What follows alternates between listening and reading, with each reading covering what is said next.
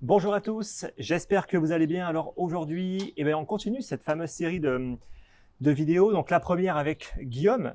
Donc justement, si vous ne l'avez pas vu, je vous invite également à aller la voir à la suite de cette vidéo, qui a plutôt été bien accueillie, qui a même plutôt bien marché. Donc on continue. On continue aujourd'hui. On est avec Cédric. Un peu comme Guillaume, tout fraîchement arrivé sur Maurice depuis maintenant un mois. Ouais. C'est pas bien, venez pas. Et donc aujourd'hui, on va parler un petit peu de toi, de ton aventure dans les cryptos et du pourquoi on est ici maintenant, justement, chez toi, à Maurice. Alors Cédric, est-ce que tu peux un petit peu te présenter succinctement? Alors à la base, moi je suis développeur web, je suis entrepreneur depuis 15 ans, aujourd'hui j'ai 3 entreprises, je suis aussi investisseur, donc forcément crypto, hein. Mais bon, tout ce qui rapporte de l'argent en clair, business angel, private equity, bourse, or, argent, crowdlending, immobilier. Et puis aussi créateur de contenu, puisque inspiré notamment par Alex, j'ai lancé il y a de ça un peu moins de 2 ans ma chaîne YouTube où je parle d'entrepreneuriat et d'investissement. Et forcément c'est le sujet chaud depuis à peu près 1 an, mais je parle pas mal de crypto depuis 1 an. Mais pas que. C'est ce qui intéresse le plus aussi. Ouais, c'est aussi c'est le sujet chaud du moment. Voilà. Donc voilà pour moi. Ok. Là, on va principalement parler des cryptos, même si on peut être aussi un petit peu à parler de autre chose. Ce sera aussi intéressant de voir ce que tu as pu faire d'autre que justement que de la crypto. Mais voilà, les questions que j'aime bien poser, c'est qu'est-ce qui t'a poussé à investir dans les crypto-monnaies, sachant que, et dis-moi si je me trompe, tu avais déjà, on va dire, un certain niveau de vie en France en tant qu'entrepreneur, chef d'entreprise. Donc, je pense que c'est aussi intéressant de comprendre le pourquoi. C'était pour la technologie.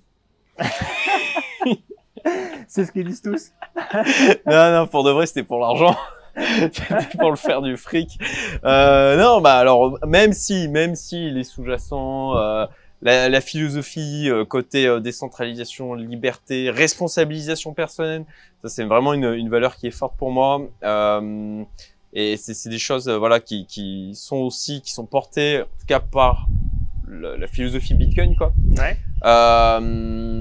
C'était pour faire de l'argent. Et en fait, entreprendre en France, alors là, c'est un long débat, ça. Là, attention, on va attaquer un sujet qui va pas faire qui va pas me faire que des amis. Entreprendre en France, c'est alors, sauf à lancer une start-up où en clair, elle est successful, on se fait gratte thune et tout, mais on va se faire de toute façon imposer, défoncer en termes d'imposition, ou alors on va se retrouver à, comme j'ai certains amis qui vendent leur start-up quelques millions, mais qui du coup, pour optimiser fiscalement, mettent cet argent dans une entreprise qu'ils ne peuvent pas sortir parce que sinon ils se font défoncer et qui font fructifier cet argent qui, au final, devient en quelque sorte prisonnier. Voilà. Donc, sauf à avoir ce genre de truc, et même là, il n'y a pas de solution magique. En fait, en France, quand tu es entrepreneur, tu te retrouves vite prisonnier en fait de ton entreprise. Surtout quand tu as des salariés, c'est aussi une prison en fait. En France, le fait d'avoir des salariés, c'est que ils ont un pouvoir. Alors, franchement, j'ai toujours des gens qui sont très bien. J'ai jamais eu un prud'homme, rien du tout, quoi que ce soit. Mais t'as une pression permanente, quoi. T'as vraiment une pression permanente. Et en fait, j'ai compris il y a de ça 4 ans que c'était pas en continuant comme je faisais, par mon entrepreneuriat, je dirais d'un peu de vendeur de pelle, quoi. Ma première boîte, c'est création de sites internet et d'applications mobiles. C'est pas avec ça que j'allais avoir une émancipation financière. Ou alors ça allait prendre beaucoup de temps. Et beaucoup d'efforts. Voilà, beaucoup de temps, beaucoup d'efforts, sacrifices de famille, personnel. Donc, à un moment donné, et c'est aussi pour ça que j'ai lancé d'autres business. Je me suis dit, ok, si je continue comme ça, donc là, je vais en crever, quoi. Je vais me crever la tâche, comme j'en voyais d'autres qui étaient là, à 55 ans, à fumer clope sur clope, qui étaient dans des états physiques désastreux, divorcés à jamais voir leur gamin. Je voulais pas que ce soit mon futur, quoi. C'est vrai que c'est assez intéressant au final de voir ce côté-là, on va dire, de l'entrepreneuriat, on a toujours quand même l'impression de voir que voilà, dès que tu es entrepreneur, c'est génial, on a plein d'argent, etc. Mais c'est vrai que ça peut être le cas. Ouais, ça peut. Tu peux, ça attention, peut être le cas, tu peux avoir des revenus importants tous les mois. Ouais, voilà. Après, le truc, c'est pour ça, hein, moi, à la fois sur ma communauté Youmento et sur ma chaîne, moi, il y a vraiment 3 piliers quand tu es entrepreneur. Il y a l'entrepreneuriat, hein, bien évidemment. Il y a aussi la partie investissement qui, pour moi, est plus associée à la gestion de ton argent, en fait. Et le 3e pilier qui est le développement personnel, mais associé, en fait, à mettre au service ton business au service de ta vie. Et pas l'inverse, quoi. Et moi, concrètement, c'est un des pièges dans lesquels je suis tombé, où tu deviens esclave de ton business. Et avec ce côté aussi où tu as en France vraiment l'image de l'entrepreneur, il doit en chier, tu vois. Toi, il doit en chier, il doit bosser comme un dingue, il faut travailler dur pour gagner de l'argent, il faut le mériter. Et si tu travailles pas dur, c'est que tu le mérites pas et que du coup, t'es un connard qui gagne de l'argent, sur les dos de ses salariés, enfin voilà. Et ça, t'as plein de, ça, c'est un peu une chape psychologique dans laquelle on nous a éduqués. Et voilà. Pour moi, les cryptos, j'avais déjà, et heureusement, on va en parler, il y a certains trucs derrière. Heureusement que je m'étais déjà intéressé à l'investissement d'une manière générale, sinon j'aurais pu faire de bien plus grosses conneries. Et pour moi, ça a été un point de départ de dire, OK, je veux pas continuer comme ça. Je vois une possibilité importante. C'était un de mes plans d'enrichissement importants, les cryptos. Et donc, voilà, je vais poser des plans d'enrichissement importants comme ça, qui sont d'ailleurs, c'est assez rigolo, comme ils se réalisent tous en même moment. Donc, c'est voilà, conjoncture d'événements. Et concrètement, c'était ça, quoi. C'est intéressant, en tout cas, de voir que même en étant même pas dans le salariat, comme ça peut être le cas pour la plupart des gens, même en tant qu'entrepreneur en France, on peut quand même être complètement piégé par son business et au final, devoir limite encore plus streamer parce que quand tu es salarié, j'ai envie de te dire, tu as limite plus de flexibilité à vouloir te dire, bon, là, j'ai pas envie d'aller bosser. Au final, c'est le patron qui va se démerder ou tu peux démissionner. Mais quand tu as ton propre business, pour le coup, c'est encore plus difficile. Ah oui, t'as des. Ouais, c'est vrai. Si, à la rigueur, si à la rigueur, mais franchement, les entrepreneurs parce qu'il y a un peu cette image, l'entrepreneur, il esclave ses salariés, etc. Faut le dire, hein, il y a quand même cette vision du patron connard, quoi. Mais en fait, moi, la grande majorité des entrepreneurs que j'ai rencontrés, en fait, ils se soucient des gens avec lesquels ils bossent. C'est humain. Ils en ont pas rien à foutre. Ils savent qu'ils comptent sur le fait de faire rentrer du chiffre d'affaires, le fait d'avoir une rentabilité, le fait de préserver leurs emplois. Ils savent qu'il y a des familles derrière, qu'il y a des projets de vie. Donc, ça crée une vraie pression. Moi, il y avait des fois où je me réveillais la nuit. J'avais des bouffées d'angoisse en me dire, parce qu'il y a des gens qui comptent sur moi et que t'en as pas rien à foutre, en fait. Et ça, c'est vraiment c'est aussi cette pression où en fait, tu as la responsabilité qui est ultra déportée, je trouve, sur l'entrepreneur, qui crée vraiment une pression sur nous, quoi. Ça, c'est assez intéressant. Moi, je fais de l'entrepreneuriat, mais pas au même niveau que toi pour le coup. Moi, je veux faire comme toi, en fait. Dans le sens où j'ai pas de salariés, j'ai que des freelances qui sont, qui travaillent pour moi, mais pas de salariés. Et c'est vrai que c'est un business qui est purement en ligne, avec beaucoup moins de contraintes que ce qu'on peut avoir sur des business physiques et encore plus s'ils sont basés dans des juridictions qui ne sont pas forcément évidentes. Ouais, c'est clair. Ok, intéressant en tout cas. Maintenant, parlons crypto. Crypto. Quelles sont les stratégies d'investissement qui ont le mieux fonctionné pour toi, que ce soit à tes débuts ou même maintenant? Franchement, ça n'a rien de compliqué, en fait. Alors, sur le papier, c'est simple en théorie et beaucoup plus compliqué à appliquer. De toute façon, la maîtrise d'une manière générale, elle part quand tu maîtrises les choses simples et que tu les as répétées encore et encore et encore. Et en fait, c'est juste du DCA, du rééquilibrage, quoi. C'est choisir des projets, essayer de pas trop les mal choisir, avec quand même des choses où tu te dis, OK, il y a une probabilité d'augmentation de la valeur, alors soit du token, soit même en private equity, même en bourse, où il y a une augmentation de la valeur qui semble plutôt probable, des choses qui sont sérieuses. Avoir un niveau de diversification, définir des pourcentages sur les différents projets et de manière régulière faire un rééquilibrage, ce qui crée un effet escalier. Hein. Tout ça, c'est lui qui m'a appris. Hein. Concrètement. Mais voilà, ça crée un effet de rééquilibrage escalier qui est simple, logique. Ouais, c'est simple.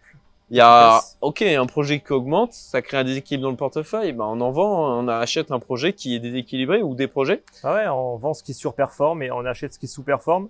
Voilà. Et ce qui serait intéressant serait aussi de savoir un petit peu, bon, je suppose Bitcoin, Ether dans le portefeuille. Est-ce que tu as eu quelques petites pépites qui ont pris plus que d'autres, qui ont permis à générer, en tout cas, on va dire à créer une différence ou non? BNB. Ouais, BNB, ouais, voilà, c'est vrai. BNB. Après, globalement, là, au niveau de parfois, le ADA aussi, le Cardano, il a fait des trucs sympas. Donc, c'était vraiment sur des grosses caps, grosso modo? Plutôt sur des grosses caps. Ok. Ouais, plutôt sur des grosses caps. Si, il y a des trucs du genre le Link, le DOT. Qui maintenant sont des grosses caps. Qui maintenant sont des grosses caps, qui à l'époque ne l'étaient pas forcément, effectivement, oui. Donc, principalement Layer 1. Enfin, c'est pas sur des projets ultra risqués qu'il y ait eu des explosions. Ok. Bon, ça, on pourra peut-être en parler justement après, peut-être des investissements peut-être plus risqués qui ont peut-être pas forcément fonctionné dans les cryptos. Ça. Et aujourd'hui, à l'heure actuelle, est-ce que tu es toujours sur une stratégie purement DCA rééquilibrage ou non? Alors non, j'ai arrêté. En fait, ceux qui me suivent sur ma chaîne le savent, mais c'est du coup l'audience d'Alex étant 10 fois la mienne, forcément vous connaissez pas tous. Mais en fait, pour ma part, je suis alors sorti par rapport à ce portefeuille que j'avais, je suis sorti début mai. J'ai tout vendu. Okay. Je suis sorti quasiment tout, juste gardé un petit peu de Bitcoin, du XRP. On attend toujours que celui-là il bouge. Et donc bon voilà, j'ai fait ma sortie, j'ai fait de la sécurisation, mais je voulais quand même rester exposé au marché. Okay. Donc j'ai arrêté. Alors psychologiquement, ça a été fatigant aussi. Ça a commencé à devenir dur. Ouais, 4 ans. Bon, 3 ans et demi début mai, ça faisait 3 ans et demi. Et en fait, surtout là, enfin, pour ma part, à la base, je m'étais dit, ok, je mets 30 000 euros dans les cryptos, c'est très raisonnable, bon père de famille, etc. Et en fait, l'année dernière, j'ai vu l'opportunité d'avoir vraiment un game changer au niveau de ma vie, de me dire, ok, mais là, c'était en octobre-novembre l'année dernière, j'avais fait une vidéo là-dessus, je disais pour moi, c'est le moment le moins risqué de toute l'histoire des cryptos pour y aller dedans. Le signal était le signal était beau, il était beau, clair, enfin voilà, effectivement. Et du coup, je me suis en centaines de milliers d'euros, je me suis exposé au marché. Okay. Ça a bien fonctionné. C'était un calcul aussi en me disant, ok, si je m'expose à ce niveau-là, si je les perds, qu'est-ce qui se passe? Bon ça aurait fait chier. Il m'aurait fallu quelques années pour reconstituer la somme, mais c'était pas un truc qui allait me mettre dans une situation qui était désastreuse. Okay. Par contre, si ça fonctionnait, et ça a fonctionné, en clair, c'était c'est la dernière fois, j'ai partagé une vidéo dernièrement, pour moi, c'est le pouvoir du j'en ai rien à foutre. C'est la capacité d'avoir des gens qui viennent te voir avec leurs problèmes et que tu puisses leur dire j'en ai rien à foutre, parce qu'effectivement, même si ça t'impacte, t'es arrivé à un niveau où ça n'a pas d'impact sur ta vie, quoi. Le va chier, quoi. C'est Ok. Et du coup, c'était ça. C'était soit effectivement, allez, ça allait me ralentir dans mon enrichissement, ça allait me faire chier, mais pas non plus changer ma vie, mon quotidien.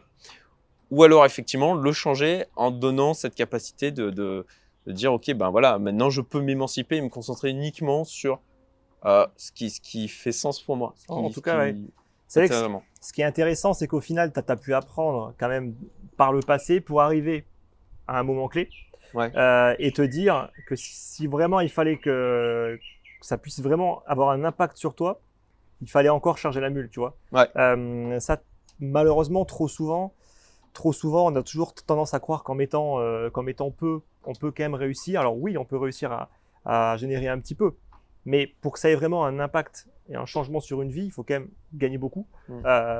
Et mine de rien, plus tu mets, et plus tu vas être en capacité de pouvoir après, pas prendre un risque démesuré, mais quand même pouvoir réussir à profiter du marché correctement. Donc, en tout cas, c'est OK.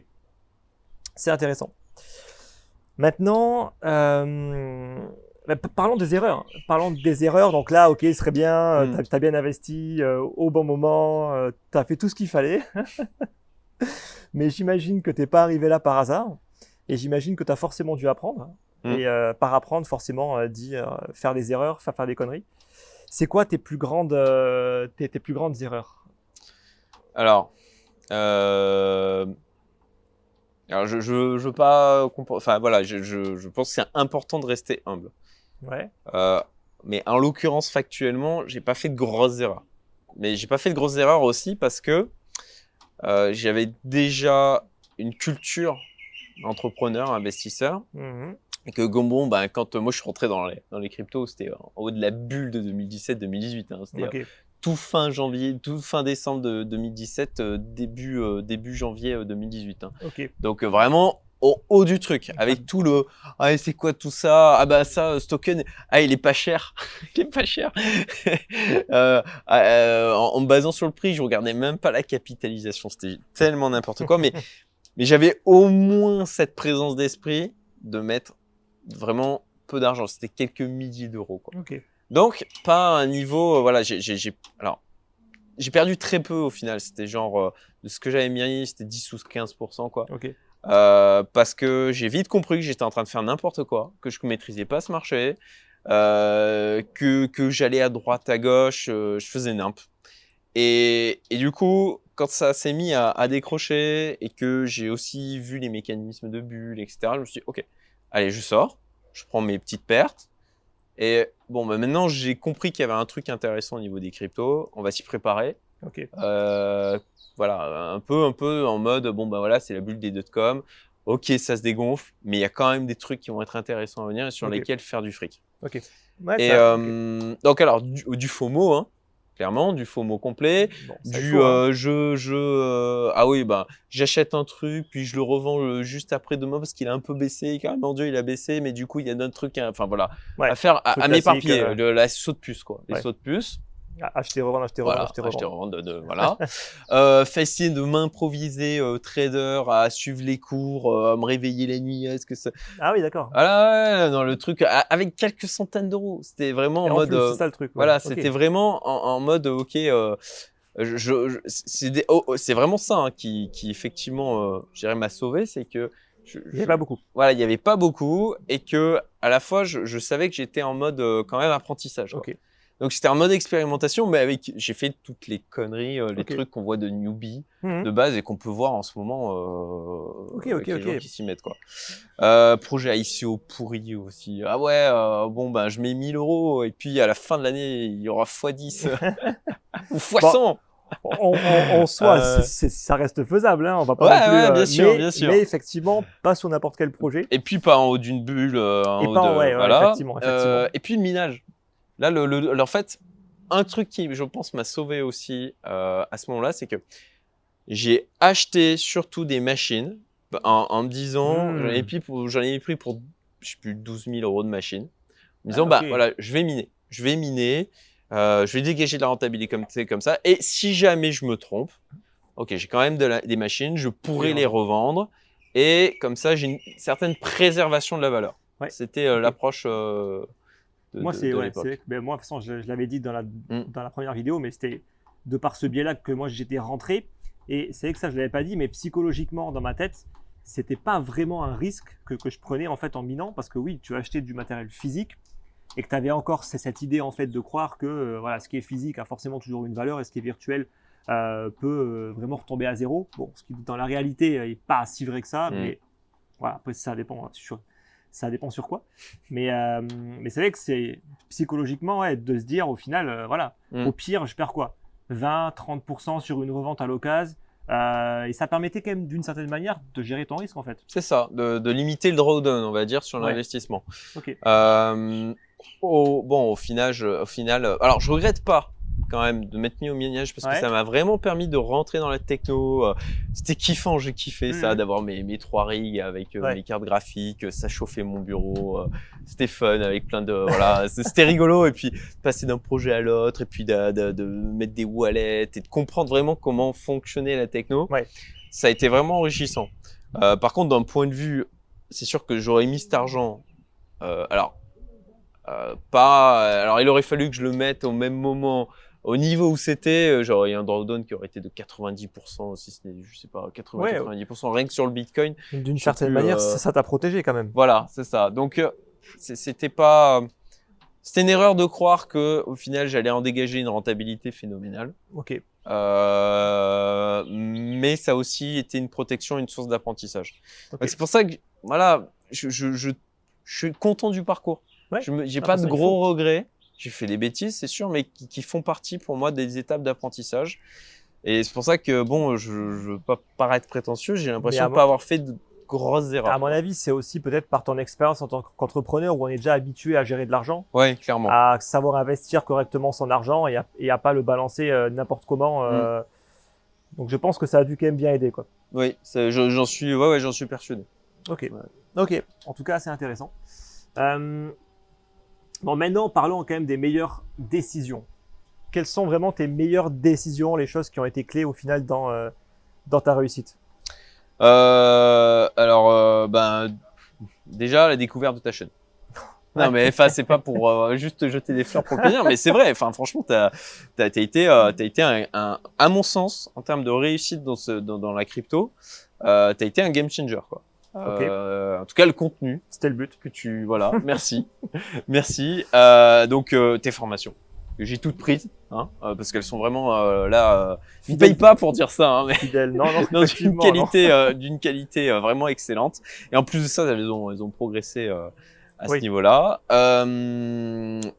Des lectures, beaucoup de lectures, de bouquins, pas que juste sur la crypto, hein, de bouquins sur l'investissement, sur la gestion des émotions. Hein, ça, c'est un truc, on n'en parle pas assez, quoi. Mais la gestion de sa propre psychologie. Ah, ben ça. Et vraiment fondamental, quoi. On mettra éventuellement quelques livres que tu pourrais recommander en description. Ouais, tout à fait. Savoir s'éloigner du marché. Savoir s'éloigner du marché, parfois quand on sent, en fait, c'est justement avec la gestion de sa propre psychologie, surtout quand on est un entrepreneur, il y a des phases où on a des trucs à gérer qui sont tellement chiant et c'est dans ces moments-là où on n'est pas bien qu'il vaut mieux prendre de la distance, quoi, pas prendre des décisions à ce moment-là. Donc prendre en compte son état émotionnel en fait. Un truc vraiment, revenir plusieurs fois pour s'opposer une décision avant de prendre une décision impactante sur l'organisation du portefeuille et sur voilà, moi je me suis fixé une règle de revenir au moins 2-3 fois sur la décision à différents moments. Quand bien sûr le timing s'y prête, qu'il y a la capacité de faire ça, pour s'opposer, être dans des états émotionnels différents, dans des moments de la journée différents, avec des idées qui sont pas les mêmes, pour essayer de est-ce que pragmatiquement je reviens à chaque fois à la même décision, au même choix, ou pas, et à ce moment-là, mais pourquoi? Qu'est-ce qu'il y a? Quels sont les sous-jacents qui m'ont amené à aller dans une direction plutôt? Est-ce que c'est de la peur? Est-ce que c'est de l'avidité? Est-ce que c'est parce que je me sentais pas bien à ce moment-là? Enfin bon. Et puis en fait, je l'ai dit tout à l'heure, mais investir massivement, en fait, quand il y a eu ce moment où, là, le risque rendement. Et en fait, il y a, le terme m'échappe, mais en fin de compte, on a beaucoup plus de rendement potentiel que de risque pris.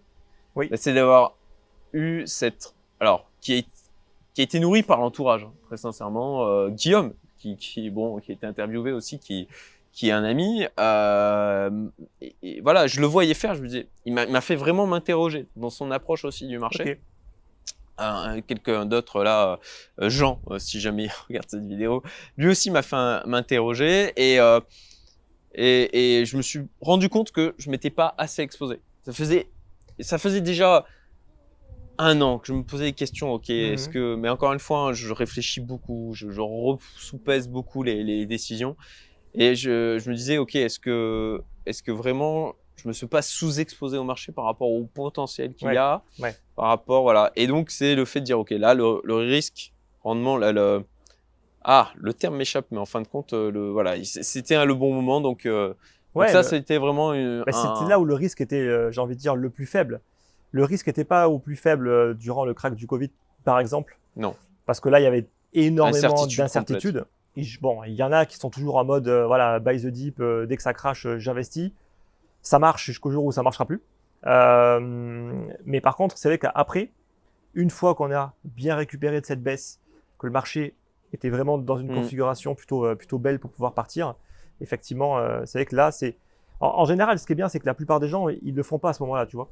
Parce que quand le Bitcoin était à 12 000, ça ne criait pas sur tous les toits, il faut investir, il faut acheter, etc. Et rappelle-toi encore du Bitcoin à 20 000 $, en fait, tout le monde était en train de dire, c'est bon les gars, il faut vendre, tu vois. Ce qui est intéressant, c'est que là, pour le coup, vraiment, tu as fait l'inverse, on va dire, de ce que beaucoup, à mon avis, ont dû faire, qui vont prendre quelques profits par-ci, par-là, mais qui vont pas être capables, comme toi, de prendre des décisions clés, bien réfléchies. Je rentre et après, je profite de la vague de hausse, peut-être pas en intégralité, mais en grande partie. Et là-dessus, oui, une décision importante aussi, ça a été de me poser quand même des objectifs de gain réalistes. Ouais. Et ça, même chose, hein, je partage sur ma chaîne, hein, j'avais expliqué comment je m'y étais pris, mais de faire des projections, de dire, ok, ben, qu'est-ce que je peux viser d'une manière réaliste, pas des trucs démentiels en disant, ouais, ça va faire x100 sur mon portefeuille. Déjà, un x10, c'était largement suffisant pour me mettre à l'abri. Et dire, ok, ben, est-ce que c'est réaliste compte tenu du marché? Est-ce que c'est quelque chose qui est atteignable?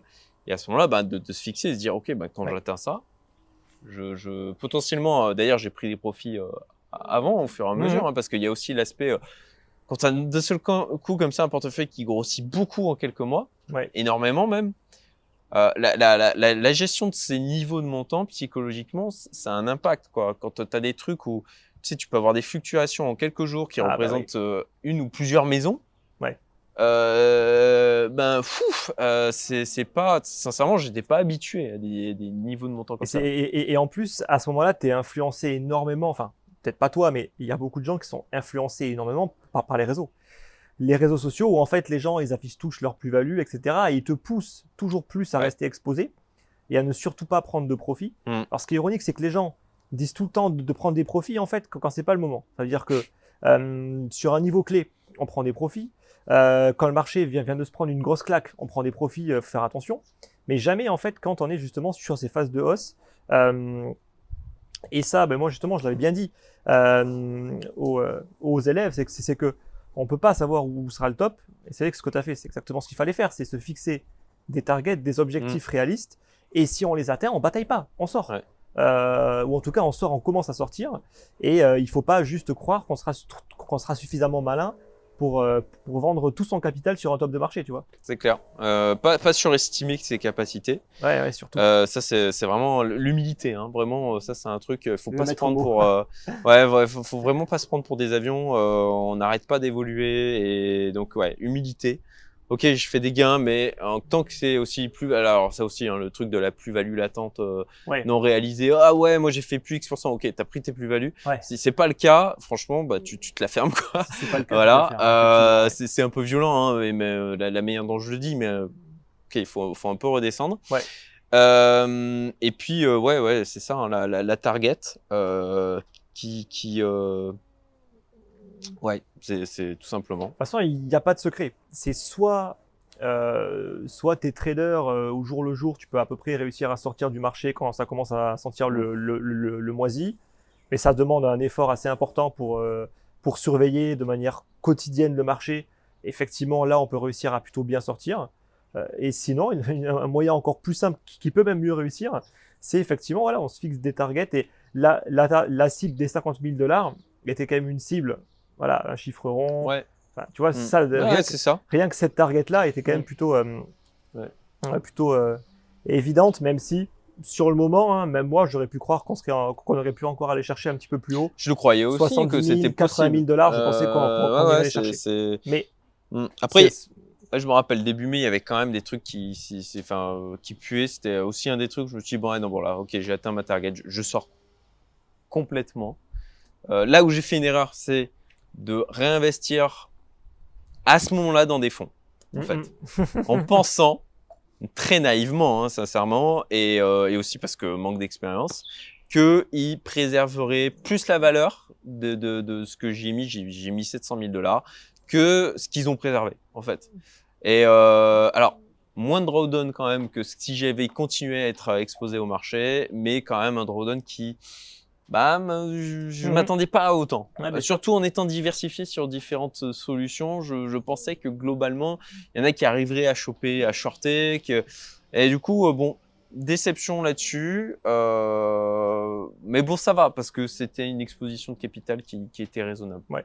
Le short, pour le coup, était loin d'être évident. Hein. Ouais, c'est sûr, c'est sûr. C'était loin. La preuve, quasiment aucun n'a performé. Et même s'il y avait short, il aurait fallu avoir une cible déjà bien positionnée pour se racheter rapidement, parce qu'en vrai, le mouvement était quand même très violent et très rapide, tu vois. Ouais, c'était sacrément violent. Mais effectivement, loin d'être simple pour le coup. Mais je voulais revenir sur un truc, c'est au moment où j'ai vendu effectivement, et ça aussi, hein, tu le disais, il y a vraiment une pression réseaux sociaux, il y a une pression d'entourage quand on vend. En fait, je pense que ceux qui restent exposés au marché, ils veulent te convaincre. Ils veulent te convaincre parce que eux, ils pensent vraiment que ça va continuer. Ouais. Et ils ont l'espoir que ça va continuer, et ça vient de les déranger le fait que toi tu sortes. Ça leur fait peur. Et du coup, moi je me rappelle, hein, quand j'ai dit ok, là je suis sorti, j'avais des gens qui me disaient non mais t'es fou. Oh là là, ça me fait tellement mal au cœur pour toi. Et c'est d'arriver à résister à un peu ces sirènes, dire ah ouais, mais à cette pression sociale en fait, dire de pas se conformer à ce que fait la masse, de dire ok non, vous pouvez dire ce que vous voulez, mais moi je suis à l'aise à ce que je fais. Moi, c'est pour moi, c'est pas pour la manière dont vous allez vous sentir vous. C'est toujours c'est ça. Ça c'est vraiment important. Et même le pire, c'est quand ces mêmes personnes vont, si le marché prend encore 10%, te dire ah tu vois, je te l'avais dit, ou des conneries comme ça, tu vois. Ouais, c'est sûr. Et c'est là où tu vois que la personne n'a absolument aucune humilité et va se faire défoncer par le marché. Voilà, le maître mot. C'est clair. De nouveau, tu vois. Alors, pour réussir dans ce milieu, si tu devrais juste donner la clé, vraiment le truc essentiel pour réussir en fait dans l'investissement dans les crypto-monnaies, ce serait quoi? Alors, il n'y a pas un élément. Je suis désolé, je suis chiant. Il n'y a pas un élément. Je vais en donner un seul. Je vais en donner le plus important. Il y a je vais. Mais on peut pas juste dire ok, je fais que ça et ça va fonctionner. Non. Mais alors, si j'essaye, en trichant un peu aussi, en sélectionnant un élément tout en faisant en sorte qu'il soit suffisamment ouvert, je dirais que c'est la capacité de discernement. La capacité de discernement à savoir quand est-ce qu'on doit être patient, quand est-ce qu'on doit agir, quand est-ce qu'on doit sortir, quand est-ce qu'on doit changer la répartition de son portefeuille, quand est-ce qu'on doit vendre un projet pour aller sur un autre. Voilà, de ramifier sa capacité de décision, en fait. Okay. Et d'essayer d'en prendre, parce que forcément on en prend des mauvaises, hein, d'en prendre un maximum de bonnes, quoi. Ah oui. Donc, de toute façon, si c'est réfléchi en général, on a moins de chances de se tromper que si c'est pris à la va-vite. Donc, alors c'est un peu triché hein, en même temps, mais c'est la capacité de discernement, de bien savoir juger aussi le risque-reward. Ça c'est vraiment important. Le risque-reward, pour moi c'est une obsession au quotidien. Cette notion du risque est très importante. Voilà, essentiel. Voilà, et aussi parfois l'impression complètement biaisé qu'on peut avoir d'un risque, et ça c'est un truc qui est très vrai aussi notamment en France, hein, avec beaucoup de barrières psychologiques, beaucoup de choses où on a l'impression que c'est une catastrophe si jamais il y a ça qui se produit et alors qu'en fait non, c'est pas grand chose quoi, c'est le risque qui est en fin de compte surdimensionné. Voilà. Donc mais c'est vrai que la rigueur et surtout revient avec ce que tu disais sur tes meilleures décisions, c'est que très souvent on le dit, prendre une décision de manière réfléchie, il faut prendre le temps et avant de vendre ou de panic sell, attendre au moins le lendemain, tu vois, de se dire que non, en fait, demain, tout ne sera pas retombé à zéro Mais ça, c'est vrai que c'est très difficile au final. Très très difficile pour le coup en fait de l'appliquer réellement. Ah oui, ouais, clairement. Clairement, ça, c'est compliqué. Et c'est pour ça, hein, vraiment, enfin, moi, je me fais coacher hein, pour la gestion de mes émotions, la gestion de ma psychologie, quoi. Donc, Autre question intéressante. Qu'est-ce que tu imaginais à tes débuts d'investisseur crypto versus la réalité aujourd'hui? Quels sont les mythes, souvent en tant que débutant, qu'on croit Alors, ben, la rapidité des gains. Ok. Voilà. Au tout début, je me disais, ouais, dans 1 an, ce projet il va faire x10, ça va être trop bien. Voilà. En fait, non. En fait, en fait, non. En fait, non, c'est 4 ans. 4 ans aujourd'hui Après, voilà. ça dépend du timing aussi. Ça dépend du timing, bien entendu. Mais, oui. Là, aujourd'hui, particulièrement là, aujourd'hui, enfin, là, aujourd'hui, le marché, bon, c'est un certain niveau d'incertitude, on va dire, quand on se pose pas mal de questions. Mais ouais, en fait, l'enrichissement est un marathon. C'est pas un sprint. Voilà. Il faut garder ça à l'esprit. Et l'argent d'aujourd'hui vaut plus que demain. Hein. Voilà, c'est pas, je suis pas le seul à le dire, hein, c'est clair. Et donc, ne pas croire. On peut avoir des accidents de richesse positifs, en fait. Mais c'est dans le cadre d'une stratégie globale qui soit réfléchie et alors diversifier pour diversifier, j'ai un peu du mal avec ça. Non, c'est diversifier dans des trucs qui ont vraiment du potentiel. Oui. Quoi. C'est toujours là. On en revient avec la capacité de discernement, hein, mais voilà, c'est d'avoir différentes stratégies où on a des potentiels d'enrichissement importants sur chacune d'entre elles. Voilà. Et ça crée des accidents de richesse positifs, en fait, qui parfois arrivent tous en même temps. Hein, c'est assez marrant. Mais t'as un élément déclencheur qui peut s'appeler le Covid, par exemple, c'est clair. qui peut après impacter l'ensemble, effectivement, des investissements. Mais bon, voilà, oui, non, effectivement, effectivement. Voilà, donc pas croire que c'est. Alors ça, là aussi, hein, on en parlait dernièrement sur les anomalies statistiques. Parfois, il y a des gens où on va avoir du coup le biais du survivant. Il a réussi avec un succès phénoménal en appliquant une stratégie qui, en clair, peut être considérée comme limite suicidaire d'un point de vue investisseur. Et il faut faire gaffe à ça, quoi, parce que pour une personne qui va réussir en disant je mets mes $8 000 sur le Shiba et je deviens milliardaire, c'est ça, combien ont échoué? C'est un peu des ça, centaines de milliers, des millions.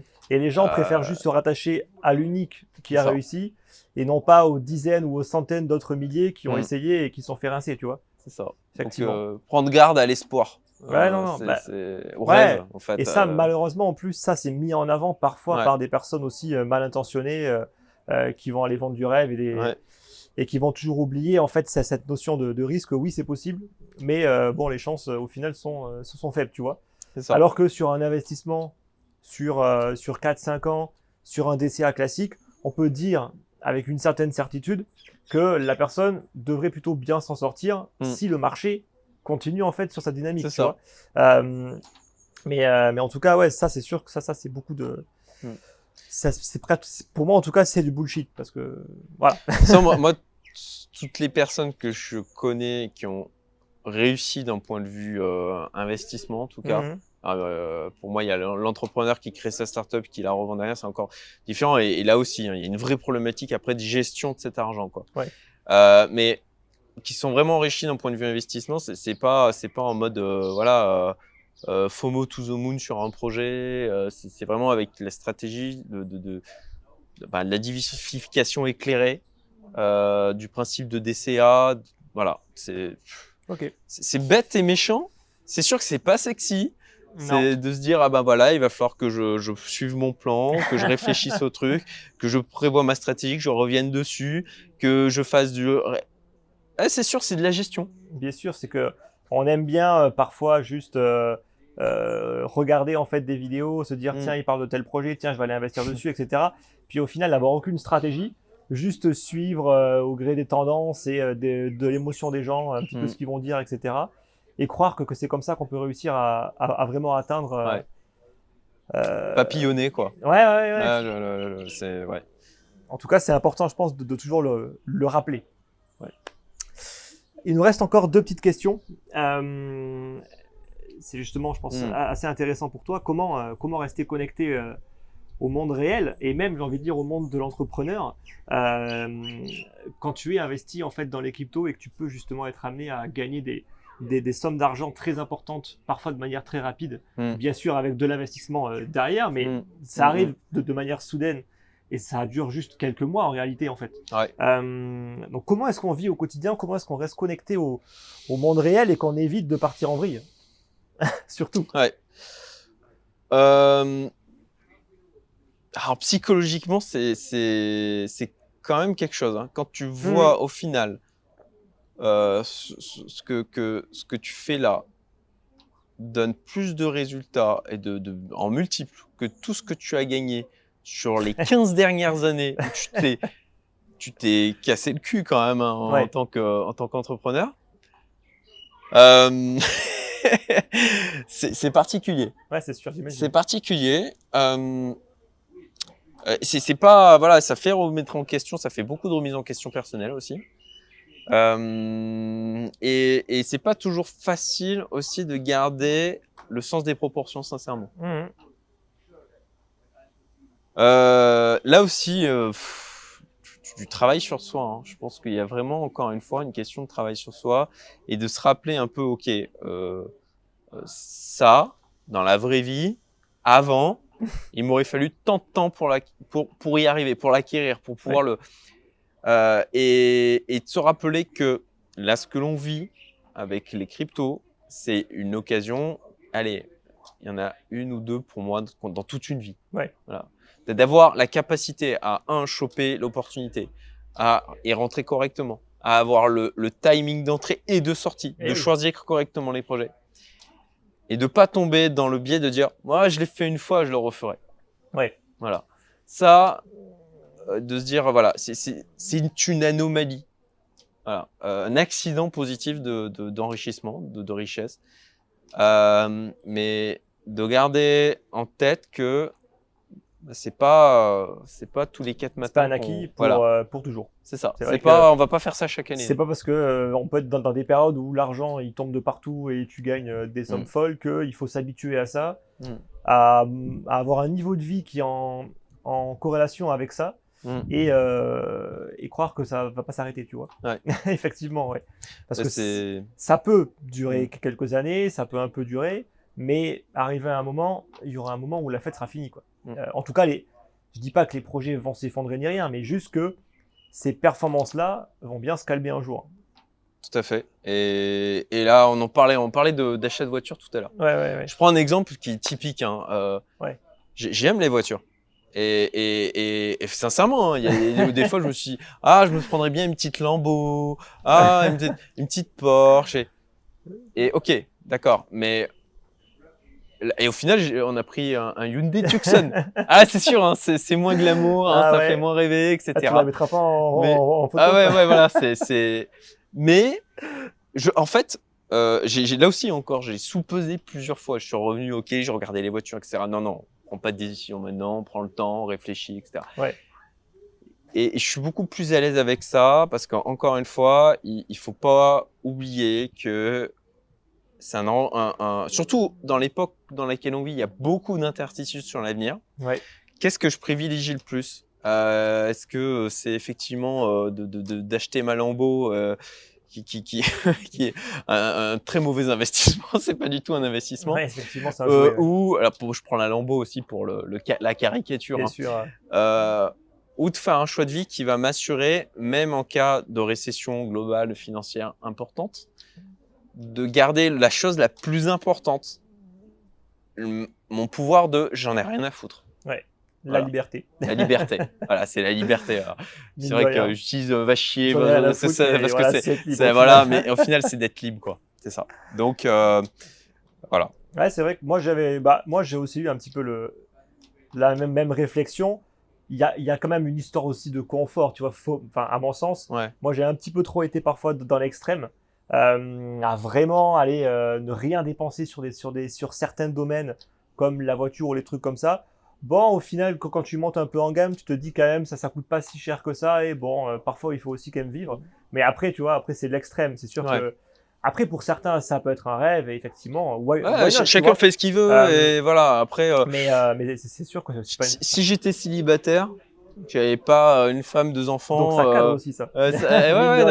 Ça fait ramener. On se parle, voilà, quand on a des objectifs d'enregistrement personnel pour ses enfants, avec un objectif de transmission, et d'exemple. Il y a aussi une notion d'exemplarité personnelle. Parce que les enfants, ils peuvent écouter ce que tu dis, mais ils regardent surtout ce que tu fais. Exactement. Voilà, c'est différent. C'est vrai que c'est plus facile qu'une personne seule peut être amenée à beaucoup plus aller claquer de l'argent qui peut être vite gagné. Hein.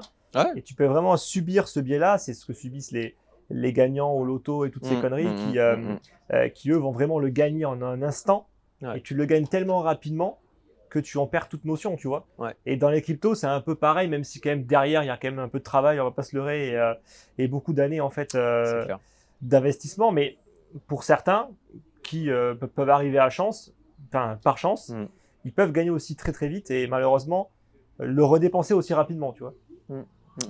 Donc en tout cas, voilà, à avoir une femme, un mari et des enfants c'est ça. Pour cadrer un petit peu plus, tu vois. On va terminer. Si tu pouvais donner un conseil, alors bon, t'as pas fait trop d'erreurs, mais bon quand même. À toi, jeune investisseur dans les cryptos, si tu devais commencer maintenant, qu'est-ce que tu lui dirais? Se former, la formation, lecture, formation, et alors moi j'ai une obsession de l'entourage. Je pense que vraiment on joue sur les neurones miroirs, de vraiment choisir les bonnes personnes autour de nous. Voilà, c'est juste en fait ça simplifie tellement le parcours parce qu'on va s'imprégner de la manière dont ils vont agir. Si bien sûr c'est ce qu'on recherche. Il faut définir le type de personne dont on veut s'entourer. Donc formation, entourage. Et ça c'est dur de faire le nettoyage dans son entourage, mais si vous voulez, si vraiment ça c'est essentiel. Sauf à être je sais pas, avoir un mindset qui sort complètement du commun et d'être complètement imperméable aux influences extérieures, ce qui est pas le cas de 99,9% des gens. Formez-vous et choisissez judicieusement. On en revient à la notion d'être. J'ai oublié le point tout à l'heure. De bien choisir son entourage, quoi. Ok. De toute façon, en fait, ça, on le dit souvent. De toute façon, on est au final les personnes qui nous entourent, quoi. On est influencé d'une manière ou d'une autre, de manière positive ou négative. Absolument. C'est vrai que c'est quand même plus facile à Maurice d'être entouré de manière positive par des personnes qui vont encore plus nous tirer vers le haut. Hein. Moi, ça avait été justement en fait mon déclic. C'est vrai que c'est plus compliqué quand tu es en France. En général, tu es entouré par tes collègues de travail, par ta famille. Je pense pas que, je sais pas si toi tu viens d'une famille d'entrepreneurs, de personnes déjà aisées, etc. Mais souvent c'est pas le cas. Et même tant mieux, j'ai envie de dire au final. Et donc forcément, on peut pas ni être bien influencé par des personnes qui au final ne sont pas investisseurs, n'ont peut-être pas la fibre entrepreneuriale. C'est pas du tout péjoratif, mais voilà. Après. Il faut aussi être capable d'évoluer et c'est sûr que c'est plus facile si on est bien entouré, quoi. Ouais, clairement. Ok, écoute, en tout cas merci Cédric, je pense qu'on est déjà pas mal là. Avec plaisir. En tout cas, je mettrai donc tes livres et également le lien de ta chaîne YouTube. C'est gentil. Youmento. N'hésitez pas à aller voir. Bon, il fait des vidéos qui sont un petit peu longues, un petit peu comme moi. C'est vrai. Il faut de la patience et du temps. Mais c'est très bien, ça attire le genre de personnes ça attire les bonnes personnes. C'est ça. Parfait. Tout à fait. Exactement, ouais. Bon, en tout cas, merci. Merci beaucoup, Alex. C'était vraiment un plaisir. Et puis je le redis publiquement, mais je dois beaucoup à ce gars-là. Non, mais c'est pas vrai. Ils vont dire que sinon... non, vraiment. Merci pour tous les contenus que tu as produits et tout ce que tu as mis en place. Allez, de rien. Merci. À bientôt. Allez, bye bye.